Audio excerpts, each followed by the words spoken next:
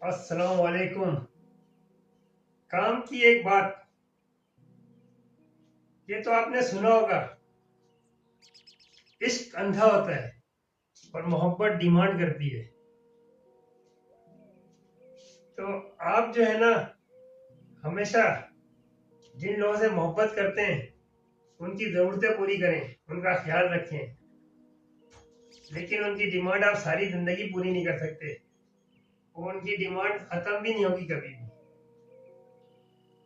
लेकिन जिनसे जो आपसे मोहब्बत करते हैं उनकी ज़रूरतों का भी ख्याल रखें और उनकी ख्वाहिशात का भी ख्याल रखें, क्योंकि वो आपको जो है ना जाहिर नहीं करेंगे अपने आप को एकदम से, ये आपको महसूस करना है।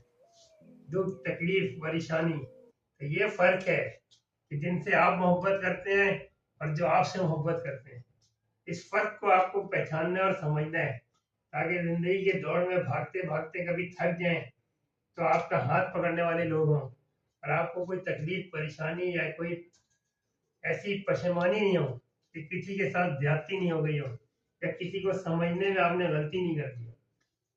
तो हमेशा उसको अपनाओ जो तुमसे मोहब्बत करता है, ना कि उसको जिससे आप मोहब्बत करते हैं।